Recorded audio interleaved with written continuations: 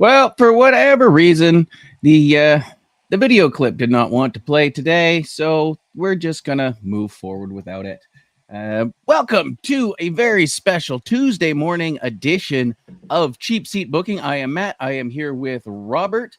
How's it going, buddy? Happy It's Canada going. Day. Happy Canada Day to you. Just for the record, though he looks Canadian, he acts Canadian, he may as well be Canadian. Robert is from Kentucky by way of New York. Yeah, we're going to reach down south. We're going to pull some Canadian wrestling trivia out of him today and see how this goes. I'm having just a little bit of an issue on my end, but I can see on our live feed that we are here. I just do not have the video monitor up on mine. For whatever reason, my video has failed. Oh, well, what can you do? I will watch us on the second screen, and just to make sure that Robert looks prettier than I do, which is not that fucking hard, let's be honest. All right, buddy, it's Canada Day. I wanted to sit back. I wanted to chat about some Canadian wrestlers because, I mean, we've made a huge impact, sent some very large names down south, and they have fulfilled their promise. First and foremost, one that for years I didn't realize was a thing. For whatever reason, my childhood brain could not process that this gentleman who is sitting constantly at the top of the cards, who's out there, one of the first to make a breakthrough into Hollywood with classics such as Hell Comes to Frogtown and They Live, from Glasgow, Scotland, with no accent. For some reason, that slipped right by me. I'm talking Roddy Piper, born in Saskatoon, Saskatchewan. Not the best life for him. He bounced around a lot, spent some time in Winnipeg, spent some time out here, and eventually landed down in Oregon, where he made a huge name for himself. And then down in LA as well, went over to Mid-South, and eventually up to not Mid-South, Mid-Atlantic is what I mean, the NWA territory there. Badass dog collar match with Greg Valentine back in the day. If you haven't seen that, highly recommend it, ladies and gentlemen. Go out and check that one out. Yeah, it slipped by me. This man that ran his mouth, pissed people off, smashed people with coconuts. The reason WrestleMania 1 was such a success, in my opinion, because everybody just wanted to see Hogan and Mr. T get their hands on this man. Canadian-born Roddy Piper. What do you got thoughts on him there, lights out? I mean, I'm surprised you left out one of his bigger matches with another Canadian that you guys are absolutely in love with in his That probably intro, should and be on that's money. Brett. Um, Roddy to me was an absolute innovator, right? You had the Piper Pit, which really Mm-hmm. set up tremendously what another fellow Canadian, Chris Jericho, was able to do with his Mm-hmm. talk shows and Jericho's list and all these little mini segments that became like a huge, very huge part of Mm-hmm. what WWE is now, with in the 90s, early 2000s, really bringing in that whole era. Well, Roddy to me, you're go ahead. correct. Like Roddy kicked that off. I mean, you went from there. You had the Snake Pit with Jake Roberts. You had the infamous Brother Love show. You had the Jericho highlight reel. You've had Christian's done one. Edge has done one. The Miz and Miz TV. For a while, it seemed like everybody and their dog when they say, "We don't know what to do with you, so just go out there. We're gonna give you a set. Go out there." I mean, MVP's uh, lounge and we had the Kevin Owens show. Like Mhm. it set the bar. And aside from that one moment in the barbershop, I think Piper probably produced the most iconic segments with that, like the For sure. coconut, the jump in the poor enhancement talent, and being the one where Hogan ripped the chain off. And Mhm. yeah, you solid point there. Absolute innovator in that. Continue on your thought, my friend. Yeah, so for me, that was one of the biggest things to look at from impactful nature. Which from out of Canada, you guys had a lot. I mean, you have a segment where, just like you noted earlier, Superfly Jimmy Snuka gets cracked with a coconut. Like he just a really really iconic moment that sits in a lot of us wrestling fans' minds. Just like you said, Hulk and Mr. T moment. Everybody wanted to get their. He was the loudmouth. He was the antagonizer. Really set the stage a lot for me too in the Attitude Era too. I mean, I don't think you get to see a lot of what happened in the Attitude Era without Roddy as well. Because not only did they give him a platform in the Piper's Pit to talk his talk, but Hmm. he was not by any means afraid of that microphone at any point in time. I mean, when Oh you when no. you break it down to somebody who was really linguistically talented, he was. I mean, he was a wordsmith to the core. He really knew which string to pull on to get the reaction he wanted. And to me, when I look back at that, I see that the influence he had, like Dudley Boys being able to run their mouth in the Attitude Era, the way that the Hulkster, as much as I'm not a huge fan of him, responded, and you started, getting the Hulk a little bit more NWO style on the mic. Um, Hmm. you had that huge impact to me anyway, where he changed the game. Personally, I think he's one of the most, and as he got later in his career, he's one of the most wrestling guys for me. Hmm. Like he wasn't just about what he did with his career and his accolades, but he really was about developing and pushing the next guy forward too. I mean, you saw it when Hmm. Ronda Rousey came in. He really took her and said, Hmm. "Hey, I, at first she came in and yeah, cool, she's UFC champion, she's this brute, she's this, but what can we give her? What identity can we give her? And then here comes Roddy, and now all of a Yeah, he sudden, had he had passed on the sort of the rowdy name to her before he passed away, which was before I think she was still in UFC. She hadn't made it to WWE yet. mhm, But everybody's like, "Oh, it's coming out. She's got the exact same jacket." It's like, no, no, that was his jacket. yeah, yeah, And you know what? That was probably the last big rub he was able to give, and this was after he'd passed away. But I mean, let's to your point. I mean, I did leave out that Bret Hart match when I listed his accolades, but I mean, good lord, look at the man's accolades. I mean, you could run his mouth on the microphone, and he did just fine doing that. He didn't need to have him in the ring, but you go to that Bret Hart match, like that right there, he's pulling Bret up. hmm Bret was just fresh off the tag team scene. He'd split from Neidhart again in one of those ones where there's no fight. They're just not doing it anymore, which I think is really underrated these days because everybody has to explode and then nothing really goes anywhere. But I mean, right, look at that dog collar match. Look at the stuff he did in LA. You go back, I believe you can find it on YouTube, but probably Netflix as well. Go back and find a little documentary they did on him years and years ago when the DVD market was still out there doing good things. And you see, I believe it was with Chavo Guerrero, and he came out and he had a big feud there. And in Los Angeles, said he was going to apologize, and he did the whole sincere thing, and he was going to play the Mexican national anthem on the bagpipes, which he could actually play.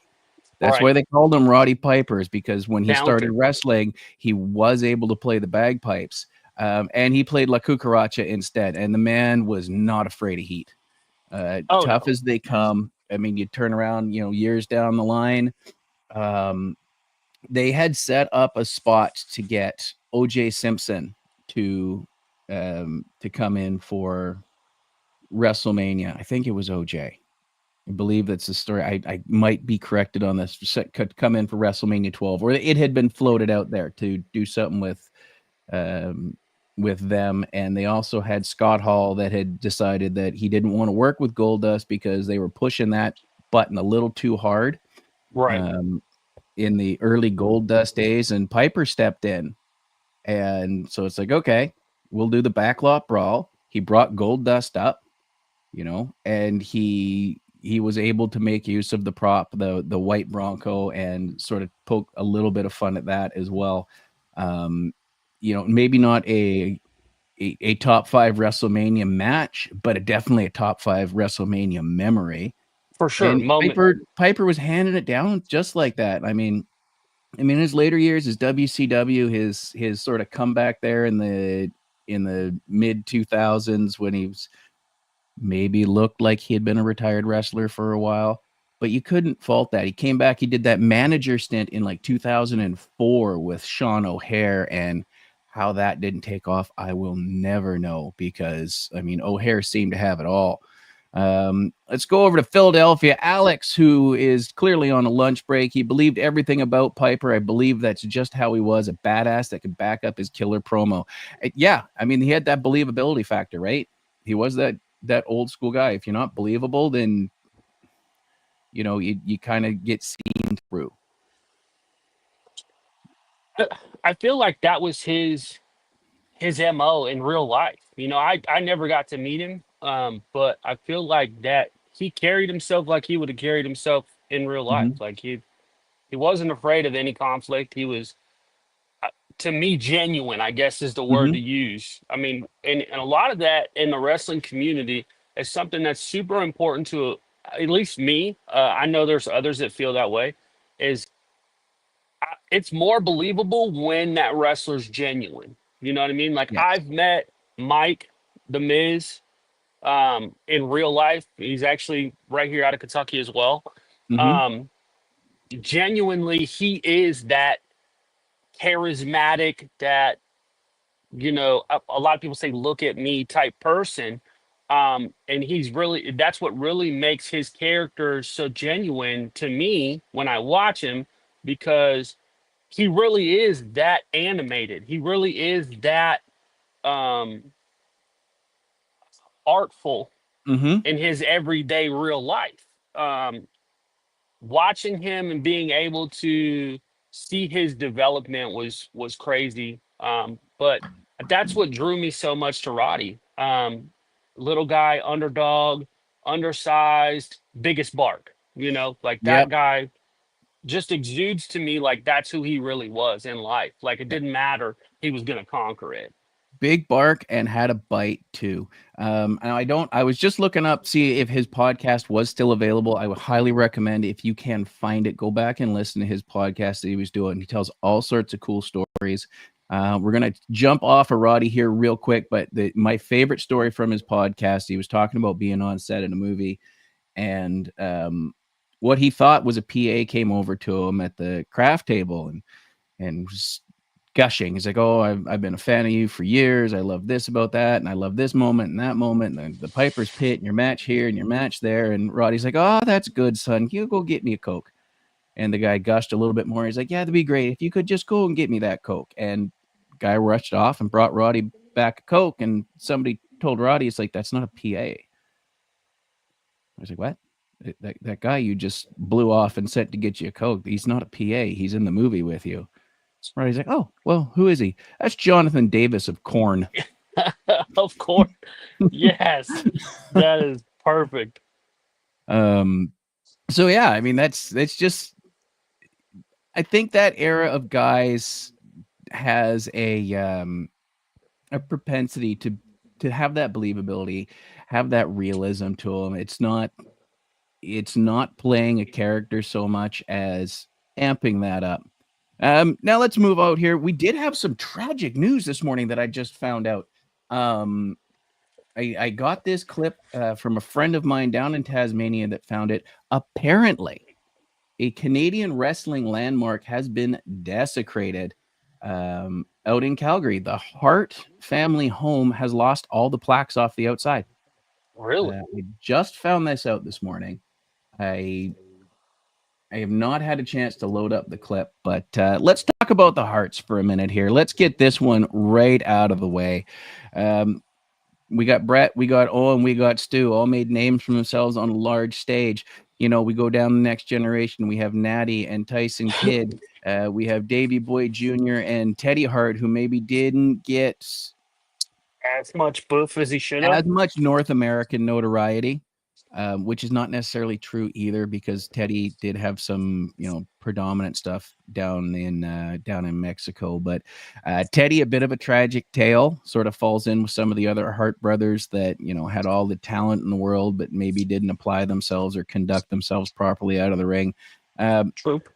but I mean, we have the trifecta of Bret and Owen and Natty Neidhart. I mean, those three, like Bret Hart to me, Bret Hart is one of the two reasons that I became a recovering Hulkamaniac. There were certain things in my childhood, the LJN wrestling figures, those rubber ones that just didn't go anywhere. You couldn't, they just came in the one pose. They're highly collectible now. I remember, when we'd all get together and we'd bring them all over and we'd have dozens of them on hand. Nobody was fighting over Hogan and Andre, even though, everybody was a Hulkamaniac. Everybody thought Andre was amazing, just awe inspiring. Everybody was fighting over Bret Hart and the Dynamite Kid. That's right. Nobody was talking about the main event when in the Hogan era at the next day at school, but we were talking about the Hart Foundation versus the Bulldogs. We were talking about the Bulldogs versus the Killer Bees. We were talking about the Harts versus the Rougeau brothers. You run the list through that tag team era, and I that was eventually where I realized it's like I talk more about Bret Hart and the Dynamite Kid than I do about Hulk Hogan. Oh, It's true. and that started my slow descent into jumping off the Hulkamania train. A couple of relapses here and there, but by WrestleMania 6, I was done. Yeah, so Bret, I mean, he was groomed for it. I mean, he didn't jump right into it. It wasn't his first thing. It was kind of I'd rather be an artist. I'd rather do that. Check out his book. Highly recommended. Came up through the ranks. Just really put us on the map. What do you think about the Hearts? What your highlights? Just talk about any of them. Don't stick with Bret if you don't want to. Well, you have first of all, you have to recognize Bret because from a technical aspect in wrestling, he is, in my opinion, the technician. Mm-hmm. You have a guy who went through so much adversity and tribulation, from you know different companies to the Montreal screw job, to reuniting after, sticking it to Vince, Mm-hmm. um, finally making his Hall of Fame shot. But Brett was great, is great, Mm-hmm. will always be great. Gave us some of the best There content is. there is. Yeah. I see, you knew where I was going. You had it.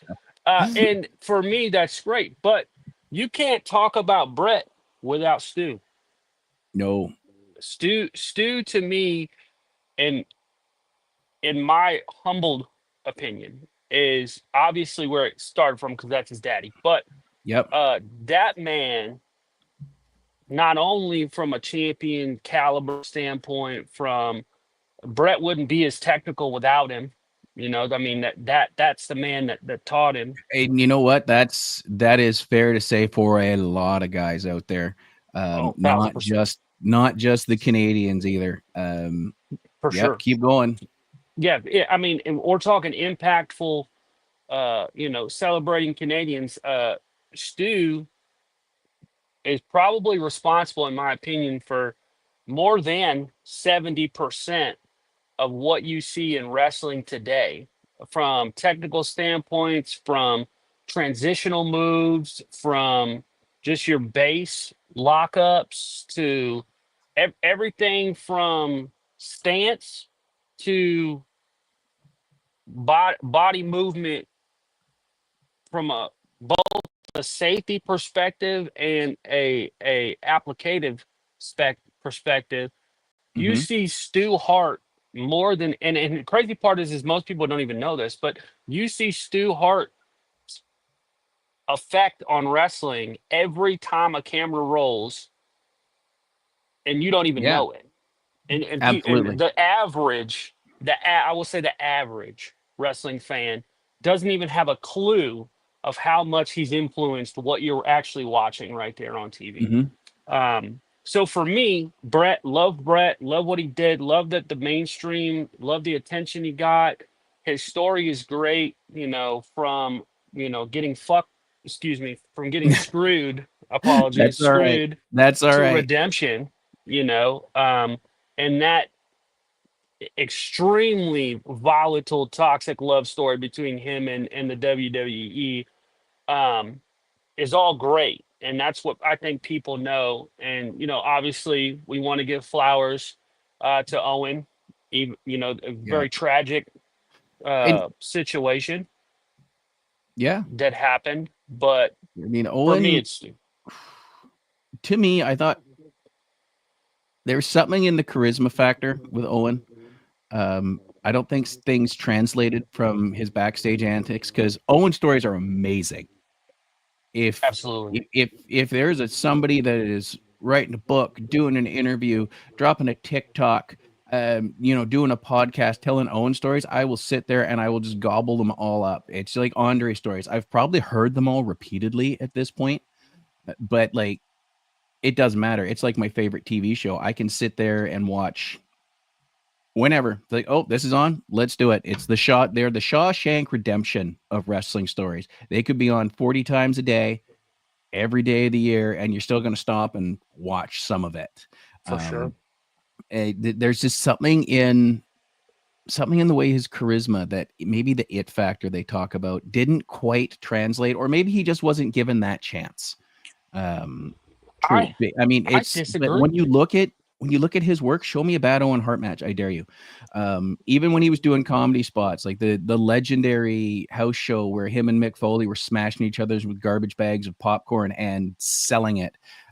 You look at his work at WrestleMania 10 with Brett, stole the show, best match on the card. And I say that with all due respect to the Razor Ramon Shawn Michaels ladder match. Owen and Brett was the best match on the card. The SummerSlam cage match, anytime Owen got in the ring with Brett, really. I mean, I don't think Brett had better matches than with Owen Hart up until his two matches with Chris Benoit in WCW. And that's saying a lot because my favorite match of all time is the Iron Man match from WrestleMania 12 because those two guys made it not seem like an hour. Right. It Sean was kicking the entertaining. referee's head into the third row was fucking amazing. But But I think that's where I slightly disagree. I think the biggest thing that didn't translate or that overshadowed what mhm, did translate was the fact that Brett was the bigger name.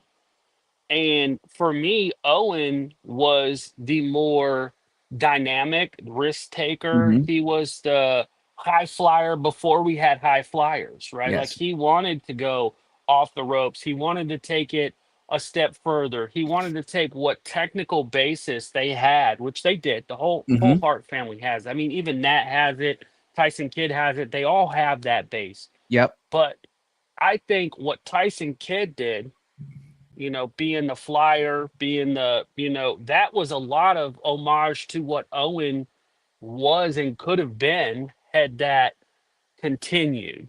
I think Owen was the acrobatic, athletic, and I don't think it translated well because, for me at least, when I watch those, Brett was the bigger name. Brett kind of, this is the little brother. This is my what I'm going to pass the torch to. So the spotlight never really hit fully mhm, for me on Owen because Brett's storyline wasn't done yet. Right. mhm, The whole at that point in time was, this is my replacement. This is I'm building and building. We're building so that they have a legacy and longevity in the Hart name, which they mhm, accomplished.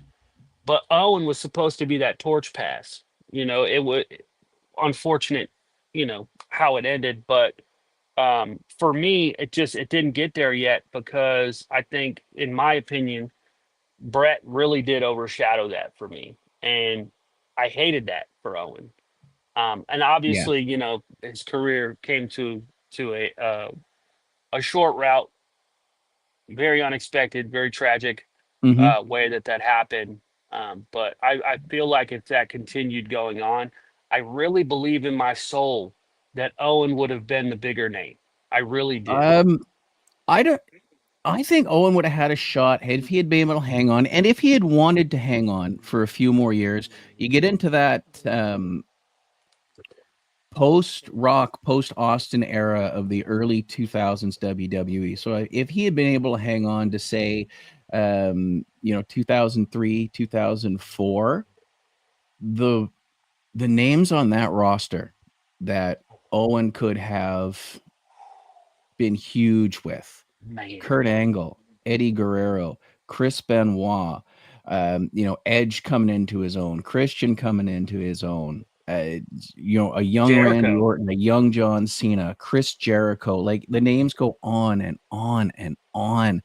And I don't I would like to think that maybe once they had split the titles there, the WCW to world title and the WWE to that whole beginning of the two top guys thing.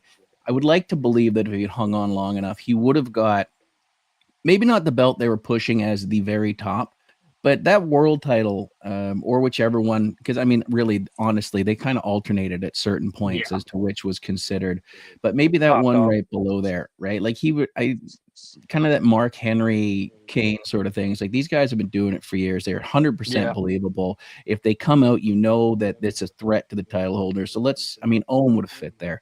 for Um, sure.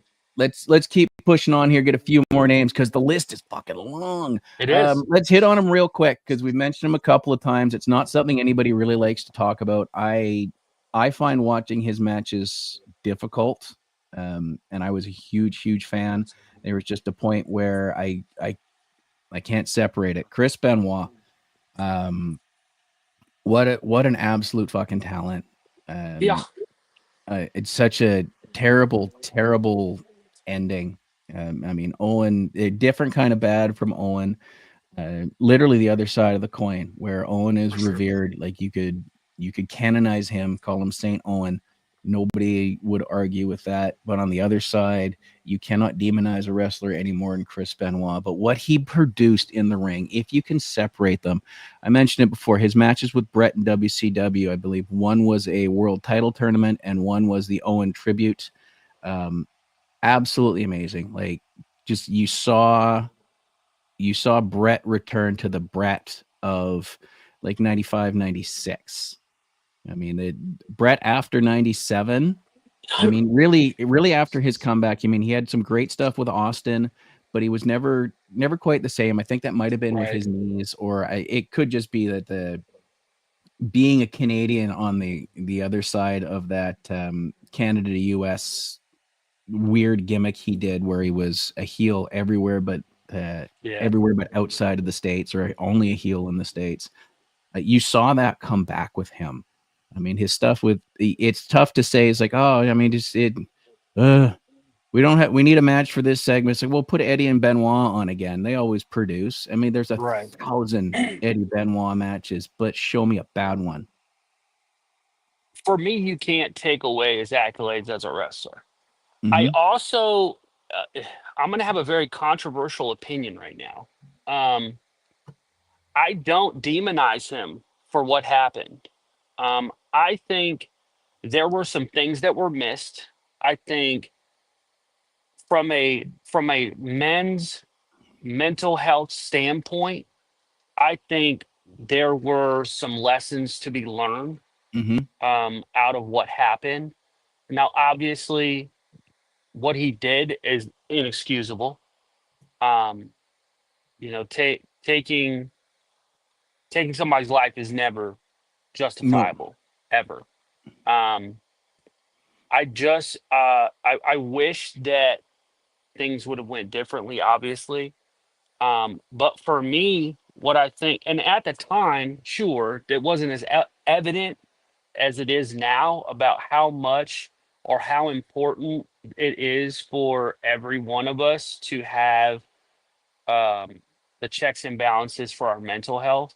mm-hmm. So for me, in that respect, it's a learning point because something snapped in that man um, Yes. at a point where it's tough. because Chris to me was a man's man. He was the epitome to me in that ring of I don't care what it is. I'm gonna fight through it. I'm gonna put I'm gonna punch my way through this problem. I'm going to hammer down. There's nothing too big that's going to get in my way. The problem I think was uh, in real life when you play that character that wins or that can Hmm. push through or persevere all the time. It's very hard when you stand alone. It's very hard when you're that far away from your loved ones. It's very hard when you can't. You've never been taught how to deal with the demons, Yeah. and the demons won, and it's unfortunate. And in this moment, I encourage everyone who's listening, no matter what demons you're fighting, ask for help. There's no shame, there's no weakness, there's no, I think less of you or anybody should think less of you for asking for help to talk about. Go talk to somebody, find a partner. Um, I've had Matt several times in my midnight hour to work my demons out. I also have other friends too. So as much as it sucks, um, take note from what happened and reach out and talk to somebody.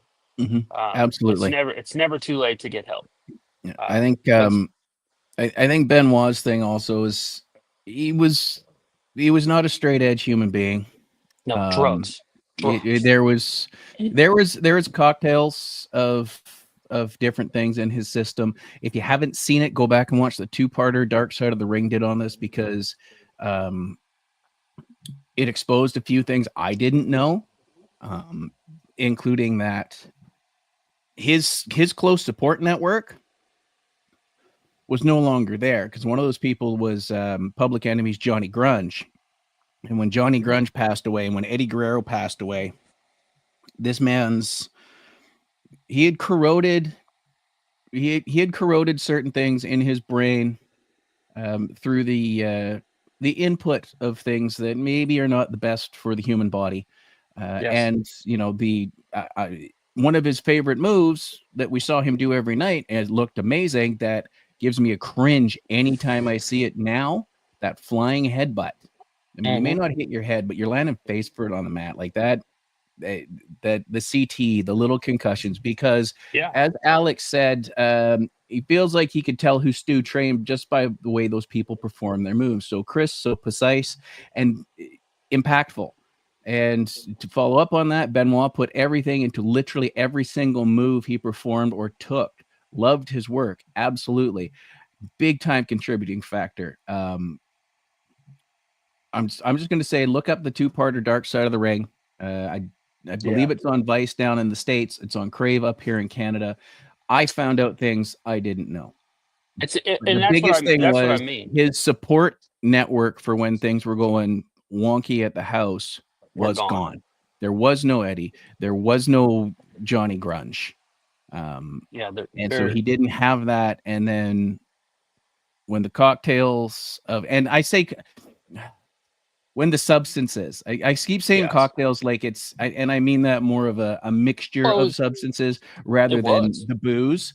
But I don't want anybody to confuse it. Oh, he was drunk. No, it No, was no, it was no. a It bunch was of other stuff. There's a bunch of and when that chemical started, enhancement for sure. yeah, the chemicals, the pills, whatever else he was doing, and I don't want to run the list because I don't have it in Right. front of me, and I don't want to be that guy. Right. But when it all built up, it had corroded.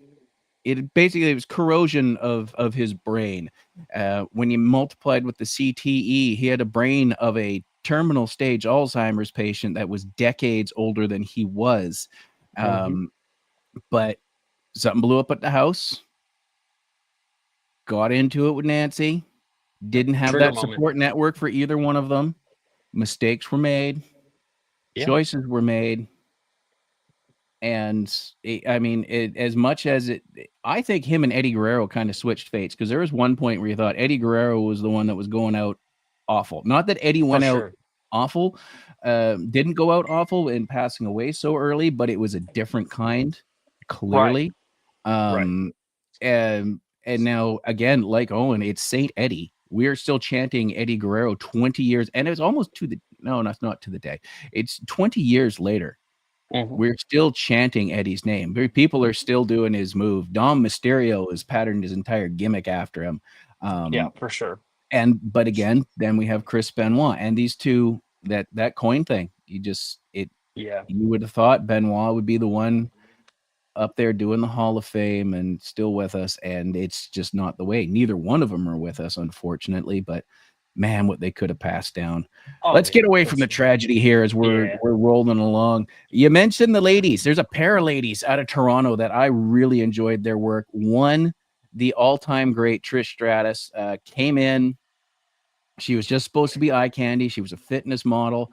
And, she was just out there with Test and Albert and TNA. Test, another good Toronto kid.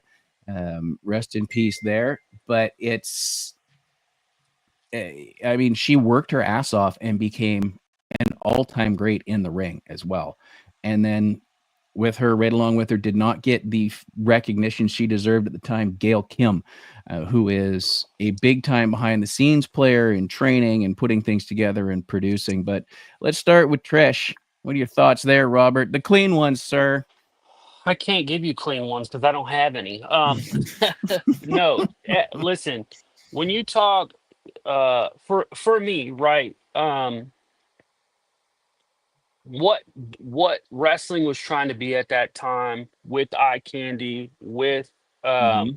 your ring mates, have your valets, for those of us who want correct terminology. Yep. Um, she was exactly that. She was the epitome of what you wanted to look at that time.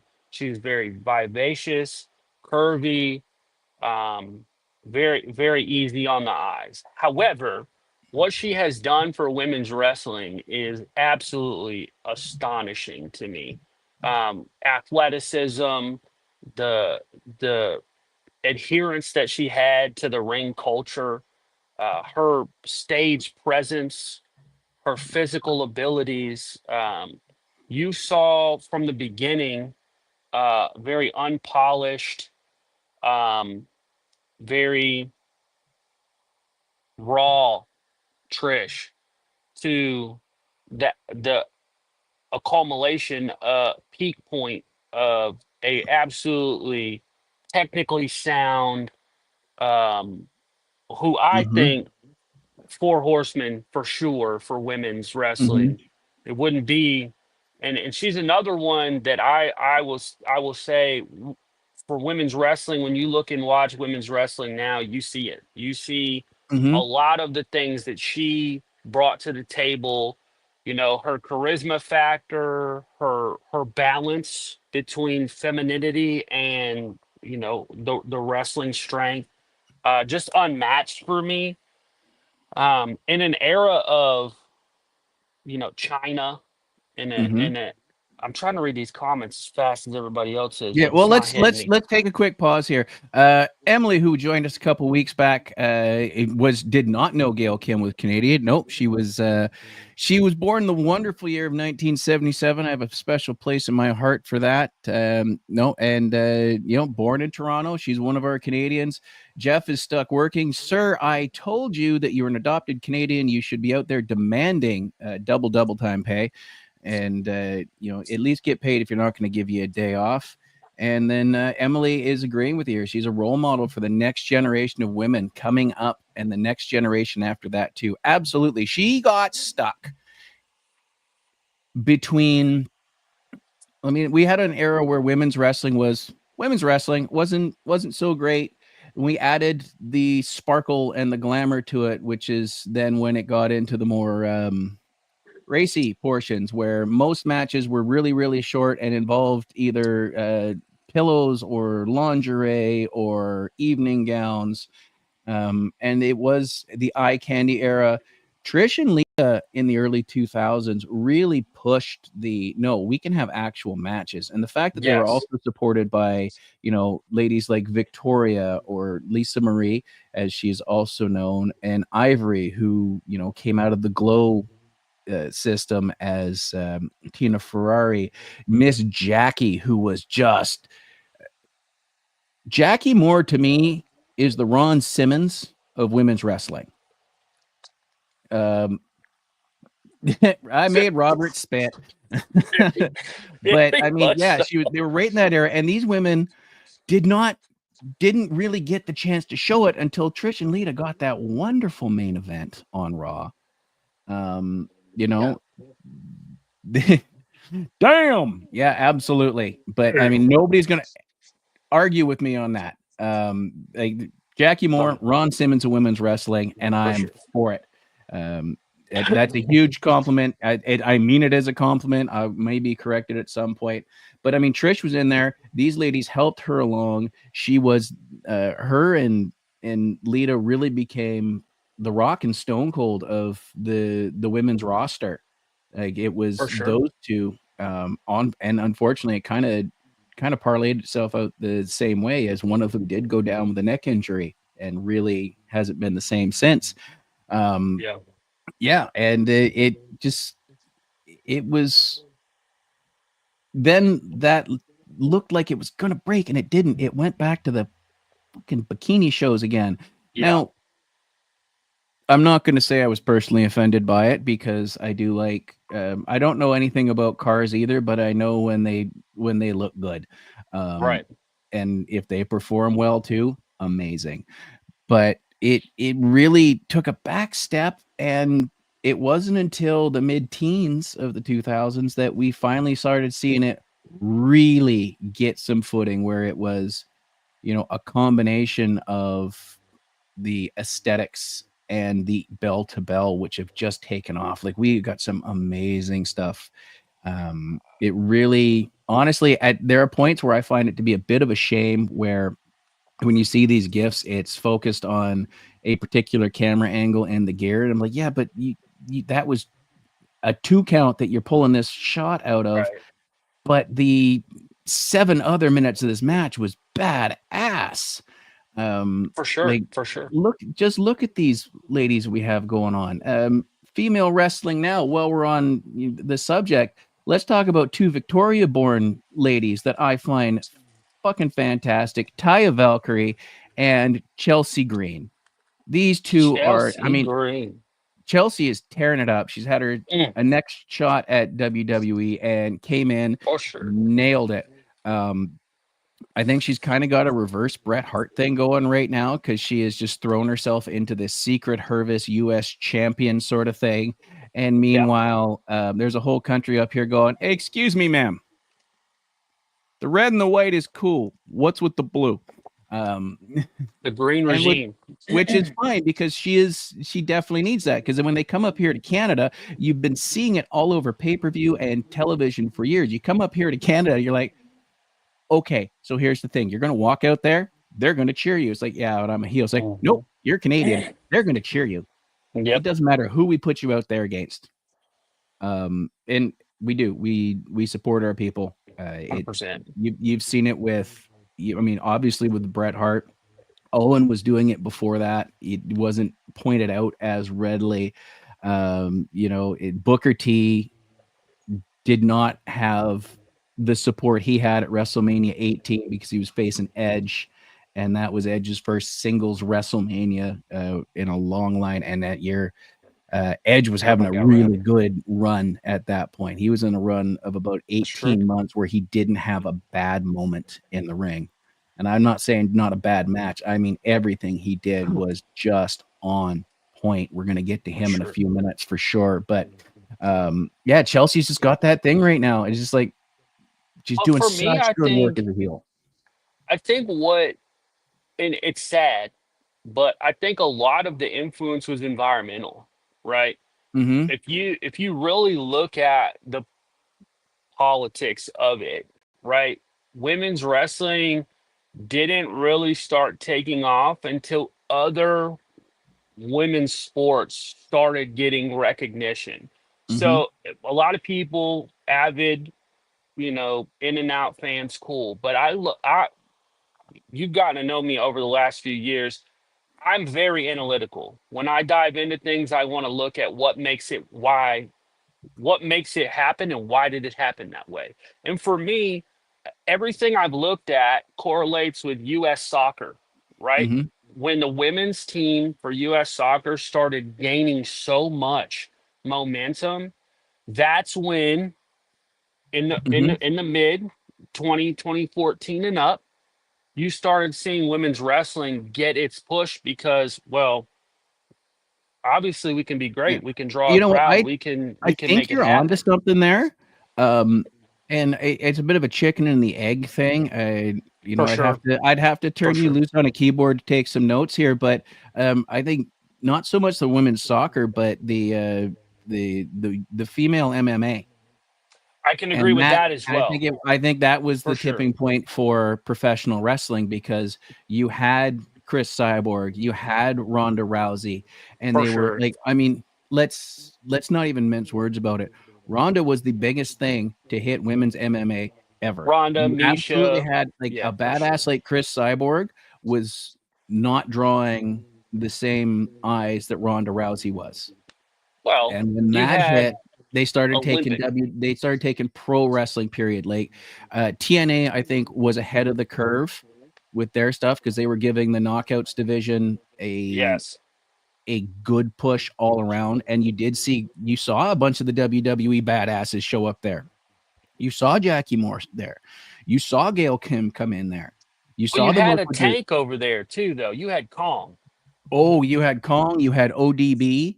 I Yeah. mean, we I can get mean, yeah. well, Um, it to be fair, I mean, I will give you your flowers on that one too. I think MMA did have an influence on it. You had again what you said, Ronda, Cyborg. You had Misha Tate. You had Holly Holmes, who was mhm. a very predominant, boxer as well, in that same area. But very much environmental, sadly, because like you said, Trish, Lita, those girls should have got their flowers on a bigger level than what they did. Not saying that anything's taken away from them, but there were opportunities there to go big. And then, like you said, it reverted back to, you know, femininity is selling the tickets, not, them wrestling. And Mhm. unfortunately, at that time in that atmosphere, it was, the late night show with Jimmy Fallon, girls on trampolines, there Oh, that all was these the Man shows, Show. right? The Man The Show, Man Show all, with the yeah, all, yeah. 100%. That That that was a guilty was pleasure. Won't lie about that one. super popular at that time, and it was, materialistically pointing towards women as objects to be looked at, trophied, things like that. So you had a lot of things environmentally working against you at that time when really that you're right. That should have been the impact moment, the explosion moment, but it wasn't. Yeah. I will say this though, you brought up the TNA Knockouts championship. I want to give a very odd, I guess, for the very avid or average wrestler. Yep. Here's a really cool fact: another Canadian of yours is the only male to ever win knockout championship, and that's Eric Young. Eric Young. Yep. So for a lot of you guys, shout out to the Canadians for having that on the board. You guys have the only male that's ever won the female title, that we know of Well, hold over on. We knockout. also have in Eric Young, love him to death. Very versatile. He can do serious. Most of his career has been comedy, but a badass in the ring. And in the winning of the female title, there is With that ODB. comedy factor. However, over in WWE, there was another Canadian male that was able to insert himself into the female division, win a few things. I think he held the title. I'm going to have to look that one up. Santino Marella, the fun time Tony. I Fun mean, time, those two, Tony. the comedy chops. on those guys, and then being both of them able to switch up. We didn't see it as much with Santino in his later bit of his run. Uh, he leaned into the comedy, and it still is, because he's, I believe, an on-screen figure in TNA right now. But I mean, both of those guys, absolute gold on screen, not a minute wasted. It's like, it doesn't matter what they're going out there to do, win, lose, draw, get the gags, make it something serious, whatever you need to do. These guys were utility players. um, just fan friggin' tastic. It's Yeah, I was unaware that he was Canadian, but he did compete in the women's uh, WrestleMania for the crown of Miss WrestleMania.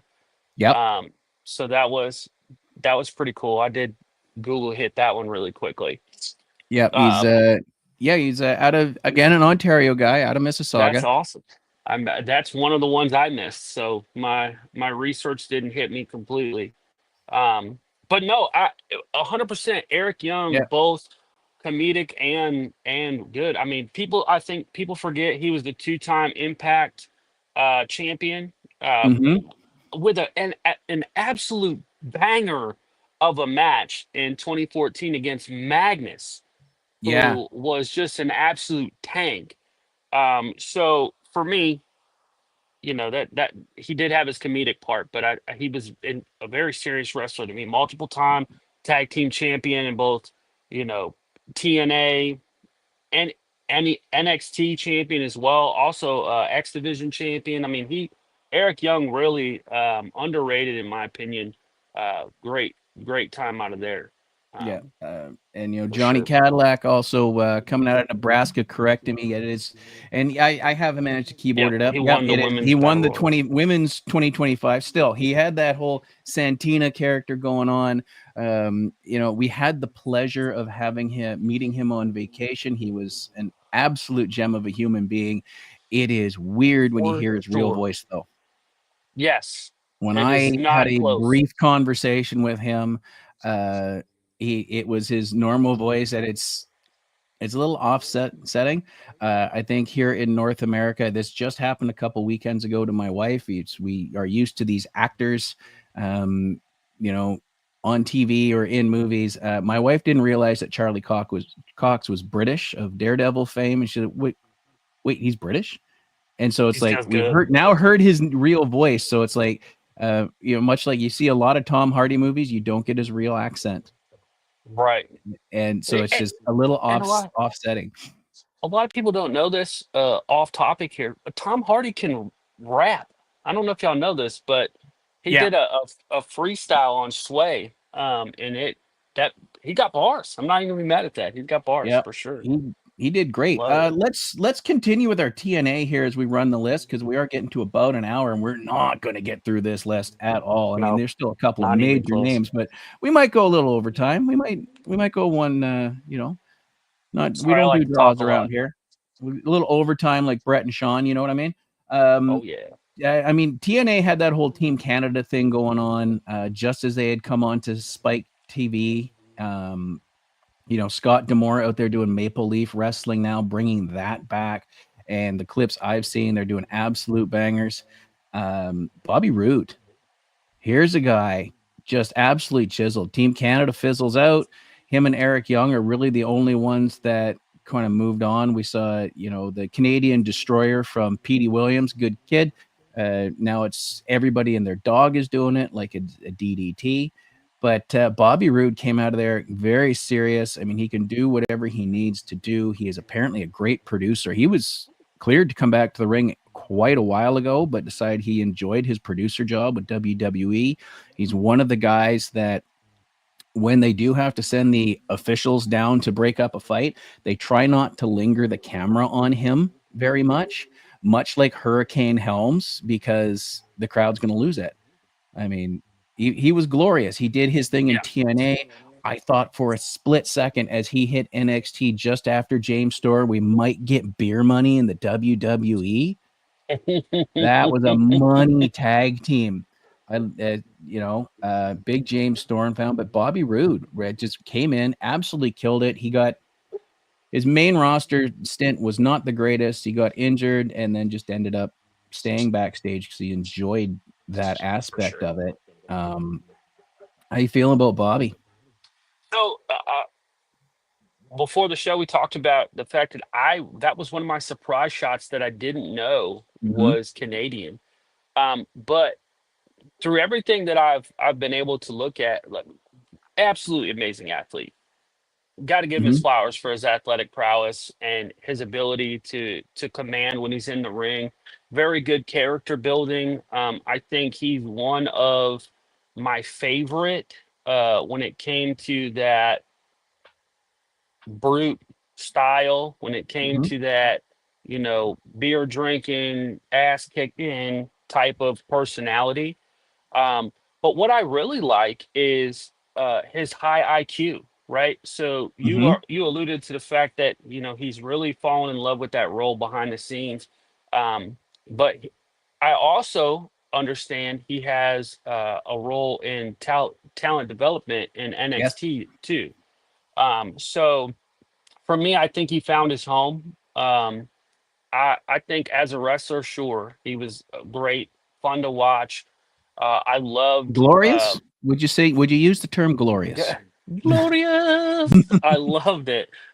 His character developments, everything he touched, really, and it was gold. It really was, and I think that's what makes him extremely valuable now in the role that he's in because he's able to give that part and start tweaking and touching and growing those Mm-hmm. guys in the back room. So for me, I like the move. Obviously, as a wrestling fan, I'm a little sad that he's not touching the ring, Mm-hmm. but 1,000%, I feel like his impactfulness is going to be felt still Yeah. with I what mean, he's I doing. I agree. I think it can't be underrated to have a really good talent that can teach because not everybody can teach. The fact that Shawn Michaels is apparently been able to teach, That Ric blows my Flair mind. has been like, I can't teach wrestling. There are greats out there that'll say, I couldn't do this job and I can't open a school because I just do it by instinct. I can't Right? explain it. It's just built. The fact that Shawn Michaels can teach is huge. Um, but having Bobby there, I mean, Natty Neidhart is basically a player coach at this point. Like she's out there in the ring, bringing these people up. They have her paired with Alpha Academy right now. I'm totally for it. I think it is Oh a yeah, huge benefit for all three of the Alpha Academy mainstays to have her there because she's going to have knowledge. And like you were alluding to earlier, this is the presence of Stu Hart being passed down still. Same thing like Alex said. This is Stu's stuff, a generation after he had passed, now being passed on. And I hear all the time when wrestling insiders, I just heard John Bradshaw Layfield say it. Everybody out there saying, say what you will about Logan Paul, but his matches are always, I don't electric. want to say flawless, but his matches are better than they have any right to be. You thank They do Hurricane Helms for that. for sure. And those guys are gold. You especially the way it is now because we don't have a whole lot. I mean, it's changing a little bit with the way WWE is expanding, but you don't have that territory system. So having these people like Natty, like Robert Roode, like Hurricane Helms out there being able to pass on what they've known and done is huge. For Um, sure. I want to, while we're on the topic of training, one of the greatest trainers in wrestling history at this point, like he was acknowledged by so many people of if my kid was going to get into wrestling, I'm sending him to Calgary, Alberta, Canada to work with Lance Storm. Dominic Lance, Mysterio got sent to Lance Storm. This guy, for all of his accolades in ECW, for the fact that he was one of the only watchable things in the dying days of WCW, um, that's true. the That's very true. Saskatchewan Hardcore Invitational title, like, come on, let's do this. Yeah, that's Um, very true. he never had a WrestleMania match. Nope. He was never on the main card of WrestleMania. I believe he was in the crowd shot of at 17, when they showed the WCW guys. He was around for 18. He was on the pre-show of 19. When I was listening to his podcast, when he said it's like, no, I was never on the main card of WrestleMania. I had to like, no, I saw you wrestle at WrestleMania. No, he was on the Sunday Night Heat beforehand. Was his tag match with William Regal against the Dudley Boys. He just never got there. And that blew my mind. Like in all the multi-man clusterfuck matches they put on there, I mean, WrestleMania 20 had 2 fatal 4-way tag matches, and somehow Lance Storm didn't get in there. Well, you alluded to it Absolute earlier. tragedy. Look at the stacked roster that was. You know what I Yeah. mean? Like it's it's very disheartening to, in that same sentence, say like a guy like Lance didn't make it to that point, but also at that time you had stacks on stacks of guys that Oh were yeah. just amazing, It was, and that's how it and happened. I think he kind of fell into a player coach thing there as well. Because I know he decided to go down to HWA and train there. I think that was where he got bitten by that bug. Then he went home. I mean, there's a show on Lance Storm somewhere in the pipeline. I guarantee you that, For because sure, I has mean, to be. there's too many people he has put fingerprints on, and that sounds fucking creepy. But there's too many careers he's got fingerprints on to not really do a deeper dive on Lance For Storm. sure. I want to see if you know this one. I want to see if anybody out there will be surprised. You've been surprised today. We've had Emily be surprised today. I want to drop another name, see if you realize he was Canadian. Former WWE champion, Jinder Mahal from Calgary, Alberta, Canada. Really? Absolutely. Did not have that one on my playbook. Yep. So that's I Wow. mean, he was trained by Bad News Brown and Gama Singh before Bad News had passed away. He is 38-year-old Calgary Wow. wrestler. See, I had some gems. I mean, can, Canadians have made some really big history. I mean, you guys have some of the biggest names Mm-hmm. in wrestling, for sure, for sure. Still active as well. You Yep. guys had the first African American champion in Rocky Sweet. Johnson. Yep. Um, so I mean that was huge, and I mean just the accolades alone between what I called my three stooges, Yep. Edge, Christian, and Jericho. I mean We haven't talked the about blonde them, but that's bombshells. we're gonna get into that. Yep. Because I mean, it's just you guys have a lot of I amazing mean, let's coming out of run the Canada. list here, guys. We haven't talked about yet. Earthquake John Tenta grew up not far from me, minutes up the road. We haven't talked about Jericho, Edge, or Christian. We will. We're going to get to that before we're done. Josh Alexander and Ethan Page. One's doing really well in NXT. The other one is up and coming in AEW, and I think it's just a matter of AEW has such a rich, deep roster. They need to find a better spot for him, so they stuck him in the Don Callis family. Alex is absolutely right. Lance Storm was the man. Kyle O'Reilly, we haven't talked about. This guy went to my high school, not in the same year. I'm older than he is, but if I could see Kyle, I could sit and say, hey, you ever go down to this bar or this corner, that 7-Eleven, all that stuff. We haven't talked about the Rougeau brothers. The Bollywood boys haven't come up yet. And I do want to give a special shout out to one of my personal favorite Canadian wrestlers, the Nolar Bear, up there in Inuvik, working Nola. with Totally Arctic Wrestling. Find them on YouTube. Check out their stuff. And, not to be left out either, because he's my boy, the Eskimo himself, Daz Loreen. Yes. But yeah, let's finish. And we haven't talked about Kenny Omega. Yeah, You know we what? haven't We're talked about gonna do Dino this. Bravo, Sami Zayn, Kevin Owens. You guys are stacked. I just gonna point that We out. got a roster. You know what? Dino Bravo, unfortunately, one of those sad stories in wrestling. May have had his fingers in the wrong pie, and there's a dark side of the ring on that. There's a dark side of the ring on John Tenta, which is it's not as dark as the rest of them. John's more of Yeah, a he was such a good big man and had such a good career that was just it was the downfall was cancer.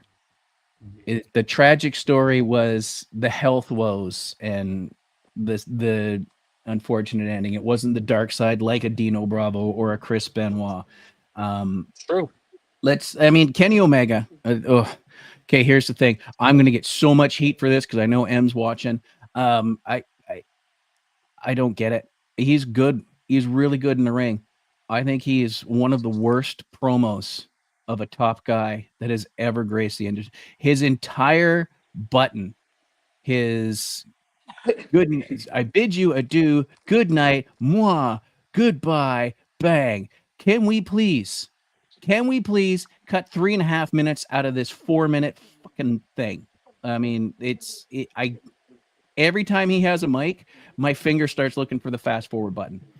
Um, his matches are good. I don't think I've seen his best. I don't think anybody's seen his best in AEW, and it might just be that that's where he was in his career. Japan's better for his style, whatever you want to say. I have seen his stuff in Japan. The first match I was exposed to of his was with Chris Jericho. I'm not saying he's a terrible wrestler or shouldn't have the spot he's in. He's earned everything he's got. He has done great. It's just for me, this is going to piss off somebody real bad. To me, it's John Cena. He's a top guy that I'm like, okay, cool. I'll watch this. Except I'm more likely to fast forward the first half of a John Cena match and a Kenny Omega pro. I'm fast forwarding different portions of their work. That's just it. Winnipeg kid. He is carrying the torch at the highest level for the Canadians right now, with the exception of Edge and Christian. But I mean, let's face it; those guys are on the back half of their career. They got way more behind them than they do ahead of them, and that might be true for Kenny too, with his diverticulitis. But Oh, he is the man now. I mean, it's possible, that shortens it, but he's also the only Canadian that's won 4 different titles Mm-hmm. in AEW. I mean, he Mm-hmm. holds accolades that others can't. But I think you're 1,000% right. I cannot stand listening to this man on a mic. That's just I knew I was going to get heat. Matt nails on a compared Kenny Omega to John chalkboard. Cena. Alex has left the chat.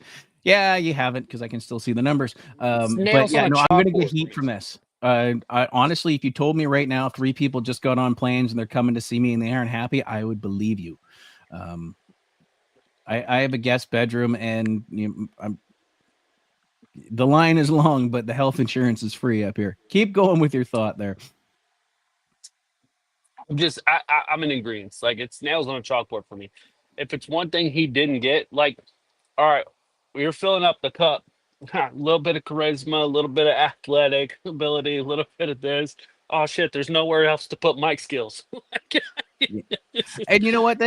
Let's not. I mean, it took Brett a while to figure it out. I mean, it happens. Top guys don't always bell to bell True. will bring you to the top. I do like how he adopted the Terminator sort of the theme there from T2 before he does his dive. It's just if he could just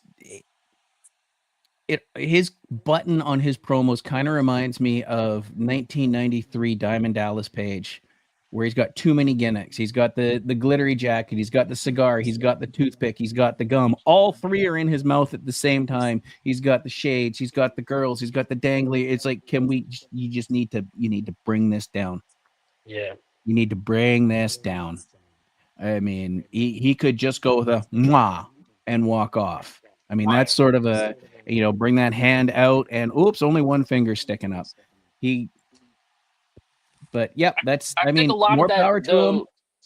the I'm not glitz shutting it and off. glam is the cover up, right? It's like Yep. makeup. It's like the glitz and the glam is the foundation and Yep. the highlights and stuff when for makeup. You got to cover up the small blemish parts. Like you're like, he might not be this strong here, but he's pretty to look at. Let's I remind mean, yeah, everybody let's. that He's definitely in shape. I will give him that. I will give him lots of stuff. Like I said, it's just he's a. There are parts I'm going to fast forward. I'm not going to skip his matches because he's really good. He's right. really good. It's just the mic skills don't do it to him. Let's go to a man whose mic skills made him what he is today, more so than his incredible in-ring attributes. The man who is literally responsible for everybody in this chat.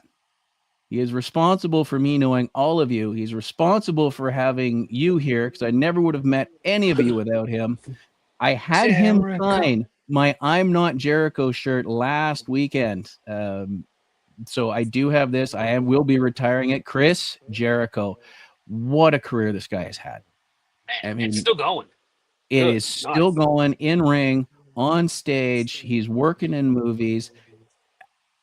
I think when it comes down to it, when you factor in every facet of his career, his podcasts, his books, his in-ring, his promos, I mean, the highlight reel was, as we talked about with Piper, that Piper's Pick kicked off all of these interview shows with themes. The highlight reel was one of the more successful ones because so many of them just died on the vine. He might be the most all-around successful Canadian professional wrestler. Let's be honest here. Very true. There's not as many commas in his net worth, but like Dwayne Johnson, he touched it. He made it work. He's got, if you were to do a LinkedIn page for him or have him write out his resume, it is diverse and it is fantastic. And at his age, his physical shape kind of goes up or down or left or right. Some days he's, I'm in that age range. It's sometimes if I just look at the dessert, I'm like, oh, okay, well that was 2 pounds I didn't need. But he's still out there and he's absolutely killing it. His stage shows. I know some people are not huge on Fozzy that may be listening, but he's absolutely killing it. Not the Fozzy, Quarantine. To be that energetic and have that much left in the tank with everything he's given is crazy to me. And honestly, right? So he started off as a kid in the crowd, right? Asked a simple question. How I believe it was to Brett, actually. No, you're thinking of Edge. You're thinking of Edge. Oh, you're right. Was Edge on the daytime. We will talk about that because we'll go through Jericho and then we'll hit on Edge and Christian and be out of here, folks. I know it's going a little long today.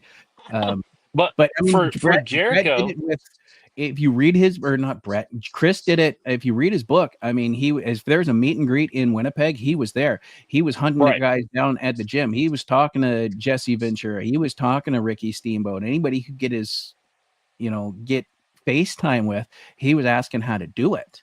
For sure. You're 100% right on the attitude. You just have the wrong scenario there. Yeah, but for him to come up through what he came up through, and do the gimmicks, Y2J, all the way to the list. You're on the list. He's been a front runner and a face for what is wrestling for decades. Yes. It's just you can't deny that man his flowers. It really is. Even at his age, he doesn't need to be taking the bumps every night. So some of the criticism is he came into AEW and it was just, he's just got a group of dudes around him. He's sucking the life out of everybody. It's like Inner Circle was badass. He was the perfect choice for the first AEW championship because he's going to make everybody look good and he's going to make you want to punch him in the face on his own cruise. You remember he tried to turn us. It didn't work the entire time.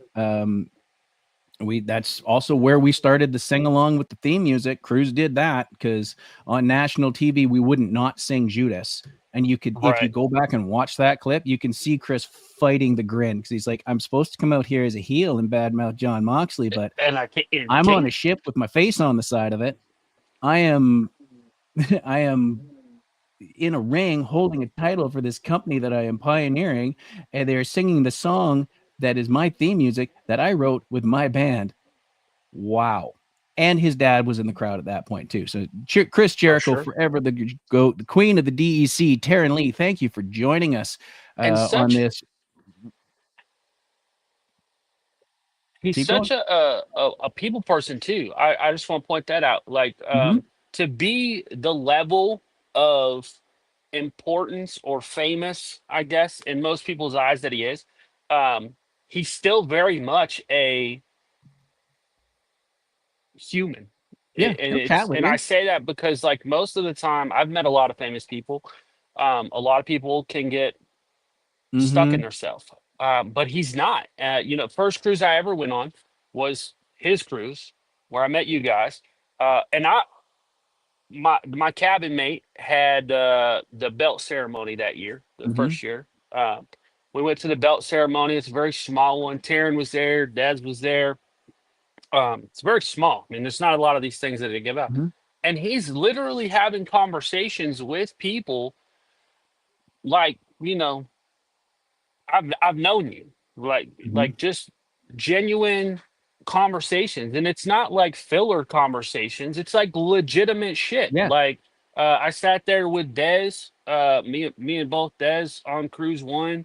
We're sitting up by the stage listening to music. All of a sudden, Jericho pops out of the corner, Mm-hmm. and he's talking with Des about the wrestling, the TV show thing, movie, Yeah. I think maybe Yeah. that No, Dez Des was up did. for a part on a Netflix series. Yeah. Yeah, so they're like fucking like they're best friends, you know. So Yeah. Well, I mean, he's Dez has very also been on Talk Is Jericho. You yeah. can look that up. You can check out because I mean, Chris is a big supporter. If you go through Talk Is Jericho's archives, you can find where he's talking to promoters of really small wrestling promotions in Vietnam. And he did have Dez on 6 months ago, maybe. I would have to look it up, but I mean, just being down at a Comic Con in Washington State a couple weekends ago, not 2 days ago, the weekend before that. Mhm. I went down specifically because it was my chance to get my photo with Bret Hart finally. Every time, um, there we go. Yes, it was October. So Talk Is Jericho in October was you can hear about totally Arctic wrestling from Des Lorraine. Thank you very much for that, Taryn. I appreciate that. Um, yeah, and so I mean, Chris was there, and the line wasn't that huge. I mean, it was consistent, but I mean, okay, you know what? I'm wearing my I'm Not Jericho shirt. I'm gonna have it signed. Like when you can't get him on the boat, he's got too many handlers and too many things to do. It's really tough to get that. So I'm like, fuck it, let's make this happen, and he did. He's like, oh, you're not. I'm like, you said the same thing on cruise 4 when I wore this, or cruise 5, whenever it was. He's like, oh yeah, and he chatted with us for 10 minutes. His handlers were like, you gotta go. It's your professional photo op time. They're calling you. So, um, but yeah, he is exactly it. And he's curious. He's got questions, and he'll listen to your story. He'll give you your moment. He's not just preaching that. Uh, oh, For hi, sure. baby. My wife chiming in from next door, probably because I'm too loud. But yeah, Jericho and the Jericho Cruise. I honestly believe if you're a wrestling fan, even if you're not big on AEW, this is a destination. I mean, it's at this point, I would say, yeah, go to WrestleMania because it's the thing. But the next thing you need to save for, because it's probably cheaper at this point, especially The cruise. considering it's what you pay for, you know, 8 hours in a stadium seat. Uh, is either going to be much cheaper or about the same cost as 4 days on the ocean, and then you get to meet all us cool people. I think that's the number 2 event is got to be the Chris Jericho Cruise. His all around success is fucking mind boggling. For sure. Last but not least, let's hit on the one of the great Canadian tag teams we've put out there. No, I'm not talking about the Rougeau brothers, Edge and Christian. Oh, I didn't think these guys were Dynamic. going to make it. I really didn't. And when it started off, Edge came in with all that hype, and then for whatever reason, um, and yeah, Terrence agreeing, Mania was great, but the cruise is so much funner. Yeah, absolutely. it is an I experience, and I honestly, with love the it. seat prices for Mania, especially if you got to travel, the best bang for your buck out there as far as mega fan experiences is the Chris Jericho cruise, and I For feel sure. comfortable saying that because I've been on so many. I am front of the line when they release stuff.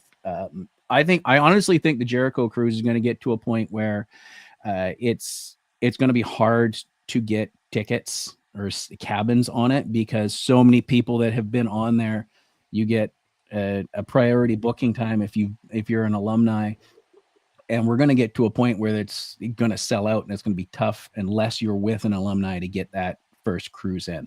Um, Anyways, Edge and Christian. Edge came in strong. He had the vignettes. You know, he got his SummerSlam debut against, I think he was Sable's partner against Mark Merrow and either Jackie or Luna. I can't remember which one it was. Christian came in. They teamed up with Gangrel. They got the vampire gimmick, one of the coolest entrances Gangrel. ever. I just like, oh, vampire gimmick. These guys are fucked. This is going to be good for 3 to 6 months, and then these guys are just fucked. Um, Oh, thankfully, we're they all got ruined. thankfully they got that match with the Hardys, that Terry Invitational tournament, resulting in the ladder match that really put those teams on the map. The Dudleys came in not far after that. They mixed it up with Edge Christian. They mixed it up with the Hardy Boys. Then all three of them mixed it up at 2 consecutive WrestleManias and a SummerSlam. Hey Keith, how you doing, buddy? Thanks for joining us. Um, and then both goats. Like Christian is putting on the best work of his entire friggin' career in AEW right now. And Oh that's yeah, for saying sure. something because he left WWE the first time, went to TNA, and turned everything up. His entire repertoire, he really showed we could do. Went back, won his world titles. Unfortunately, we never saw them reunite in WWE because as Christian's coming back and building towards that, we would sort of see them second each other in a couple of matches here and there. Edge had to leave. Mhm. Christian ended up in Edge's spot, got the world title a couple of times, and then he had his own issues with concussions, and he was out. Now they're both back. We had that wonderful moment at the Rumble a few years ago where they both were face to face in the ring. All of a sudden, the crowd went fucking nuts. Oh yeah. Now they're both in AEW. One of the bigger moments was Edge coming out and confronting Christian. I was there for that.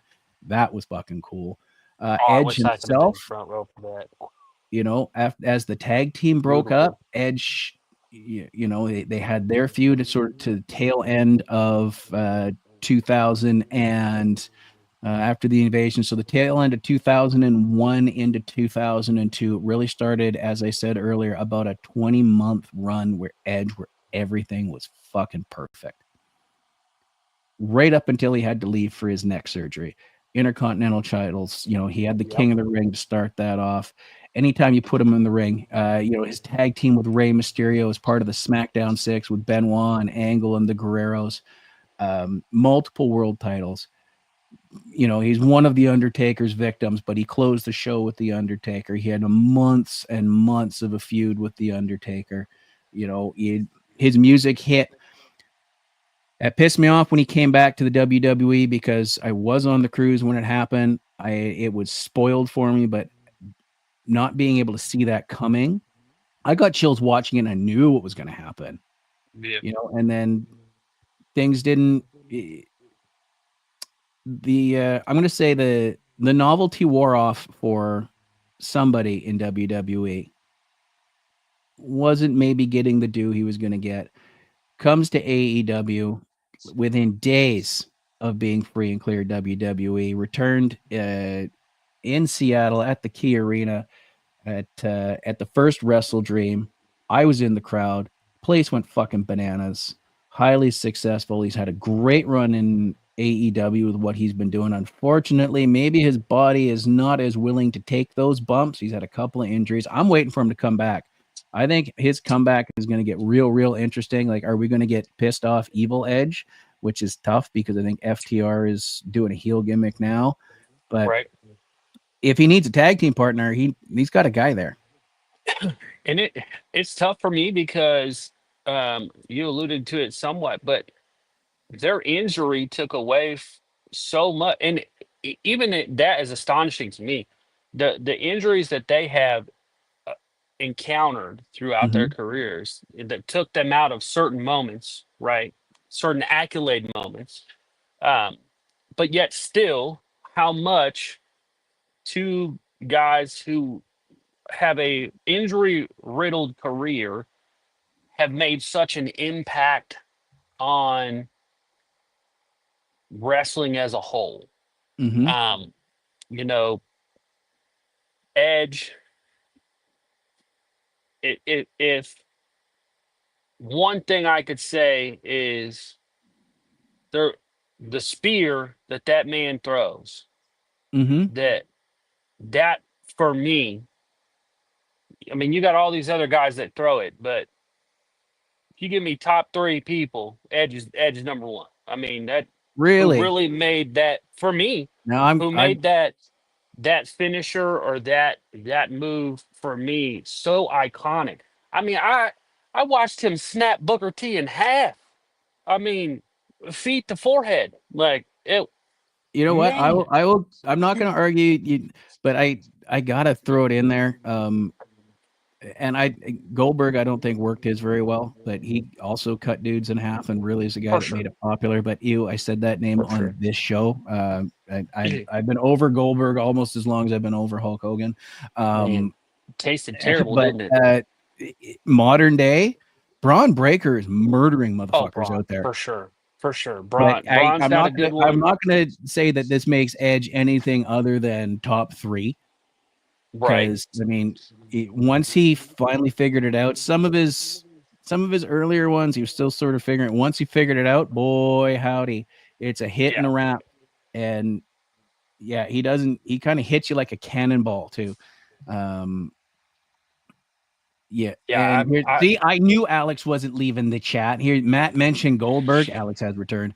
Uh, oh, yeah, not um, Goldie.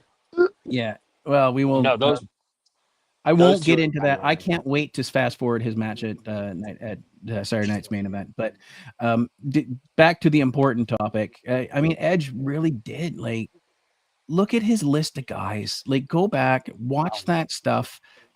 Start towards the end of the invasion angle. So about Survivor Series 2001. Start watching his stuff. He started with William Regal. Some great Mhm. matches there. Granted, it was a stupid reason for two guys to be fighting because it was over shampoo. But his match with Booker T at WrestleMania, is stuff that I mean, with Still Randy good. Orton when he first came back Yeah. from his neck injury, all the stuff he was doing through there. I mean, he was wrestling everybody and anybody like that. Watch the SmackDown 6 stuff with him and Ray, and this a combination of the Guerreros or Angle and Benoit, like flawless, a flawless 20-month span. It It's was coming great. back and working his way up. That first ever Money in the Bank cash in. Cena had just won the Elimination Chamber and retained his title, and it was a January pay-per-view. And Edge, Mr. McMahon, just sort of walks out and says, "We have a cash in," and Edge dropped him. Um, and I then love it. from then on, like it was hot potato with the title between Cena and Edge, and RVD was in there, but that was it. Once he hit that cash in, I mean his work with Foley in that WrestleMania match. My God, he It's went through a true. flaming table. That was the first flaming table WWE ever did. And I'm like, oh Yeah. no, don't play with fire. Don't play with fire. It's not. And Yeah. then yet, Don't play with fire.